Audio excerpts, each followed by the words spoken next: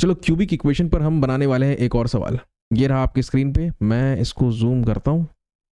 चलो जी, solve the equation X cube minus 9x square plus 14x प्लस 24 equals to 0। बहुत बढ़िया। Given that two of its roots are in the ratio 3:2। दो roots जो हैं उनका अनुपात आपको दिया हुआ है, रेशियो दिया हुआ है 3:2। क्या करेंगे? सबसे पहले काम करते हैं, इस इक्वेशन को फिर से लिखते हैं।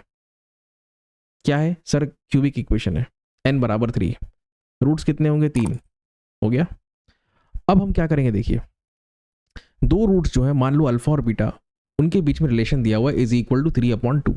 यही है रेशियो। अच्छा, आप चाहो तो यहाँ से बोल सकते हो कि सर अल्फा जो है वो 3β/2 होगा, लिख सकते हैं। अच्छा देखो, यहाँ पे मैंने इसको ग्रीन से लिखा है, इसका कुछ कारण है। क्या है? इसकी वैल्यू को मैं कहीं ना कहीं भी पुट इन करूंगा, ठीक है, देखेंगे अभी। सर सबसे पहले लगाते हैं सम ऑफ द रूट्स वाला फंडा। क्या होगा? Alpha plus beta plus gamma बराबर, अब यहाँ पे देखिए आप, ये माइनस से चालू करना है, ये प्लस और ये minus. Sum of the roots करेंगे तो -9 लेंगे आप, डिवाइडेड बाय यहाँ तो एक्स क्यूब का कोफिशिएंट 1 होगा। तो कर लो, लगा लिया हमने, बिंदास। देखो ये ग्रीन से ग्रीन को मैच करना, ये ग्रीन से ग्रीन मैच हो रहा है, ठीक है। अल्फा की जगह क्या रखोगे? 3β/2 रखोगे। 3/2 मतलब 1.5, 1.5 में एक जोड़े 2.5, 2.5 मतलब 5/2, तो एक प्रकार से हो गया 5β/2। एलसीएम ले सकते हो यार, कोई दिक्कत नहीं। गामा की वैल्यू आ गई, मैंने थोड़ा सिंप्लीफाई कर लिया। गामा को मैंने थोड़ा ऑरेंज कलर दे दिया क्योंकि उसकी वैल्यू को भी मैं कहीं ना कहीं अभी पुट करने वाला हूँ। एक इक्वेशन हमने बना लिया। अब दूसरा मैं लगाऊंगा sum of the product of roots, ठीक है। वैसे क्यूबिक इक्वेशन है ना, तो अल्फा बीटा गामा में यहाँ पर 3 रिलेशनशिप्स होते हैं, ठीक। अच्छा, sum of the product of roots में दो का कॉम्बो लेंगे, alpha beta, beta gamma, gamma delta. लगाएं, चलो। बराबर क्या होगा? प्लस ऑफ 14, मतलब प्लस ऑफ प्लस 14। तो देखिए लिख दिया हमने, डिवाइडेड बाय 1 ऑब्वियसली। तो जहां ग्रीन है वहां पे ये वैल्यू रखो, जहां ऑरेंज है वहां पे ये वैल्यू रखो, वैल्यू रख दो, खत्म करो, एक बार में पुट कर देते हैं हम। बेहतर ये होगा कि आप यहीं पर इसको थोड़ा सा ब्रैकेट को सॉल्व कर लो, इसको सिंप्लीफाई कर लो। तो ये 9 दूनी 18 हो जाएगा, 18 माइनस 5β/2 हो जाएगा एलसीएम लेने के बाद। कर देते हैं एक स्टेप में, खत्म। और सिंप्लीफाई करना क्या, फ्रैक्शन मुझे पसंद नहीं है। देखो यहाँ पर डिनोमिनेटर में है 2, यहाँ पर है 2, और यहाँ पर 2 × 2 कितना हो जाएगा? ये 4 हो जाएगा। तो एक काम करते हैं, पूरे इक्वेशन को दोनों साइड्स हम क्या करते हैं, इसको 4 से मल्टीप्लाई करते हैं।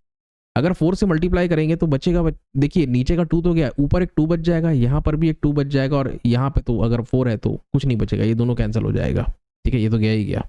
तो 3 × 2 6 बीटा स्क्वायर आ जाएगा। फिर यहाँ पर क्या आ जाएगा? 18 दूनी 36, 36 बीटा आ जाएगा।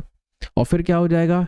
2 बचा हुआ है ना, तो 2 × 5 ये 10 हो जाएगा। समझ रहे हो? कुछ इस प्रकार से थोड़ा सा एक्सपैंड करना है, बड़े ध्यान से करना है ये वाला काम। मिस्टेक होने की मतलब बहुत ज़्यादा गुंजाइश रहती है यहाँ पे, और मुझसे एक बार हो भी गया था, सब कुछ रब करके फिर पूरा एनिमेट करना पड़ा भाई ये सब, ठीक है। तुम ऐसी गलती मत करना। 6 beta square minus 10 beta square minus 15 beta square, solve करो, कितना आएगा? कर दिया हमने। अच्छा, तो हेरा फेरी कर दो, अल्टी पल्टी कर दो। क्या है ये बीटा स्क्वायर वाला टर्म है ना, इसको पॉजिटिव बनाना ही है हमको।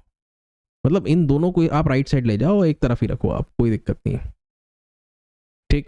अब फैक्टर्स निकालना थोड़ा मुश्किल है, तो सीधा या तो कैलकुलेटर का इस्तेमाल कर लो, वहीं से क्वाड्रेटिक को सॉल्व कर लो, या फिर ये जो फॉर्मूला है डिस्क्रिमिनेंट वाला, इसको लगा लो, बिंदास। सॉल्व करना पड़ेगा। बीटा का 2 वैल्यू आएगा, 4 और 14/19। अब कौन सी वैल्यू सर सही मायनों में इसकी रूट है, ये अगर हमें पता लगाना है तो बच्चों उसके लिए क्या करना पड़ेगा मैं बता रहा हूँ। बीटा का क्या वैल्यू है? एक 4 और एक 14/19।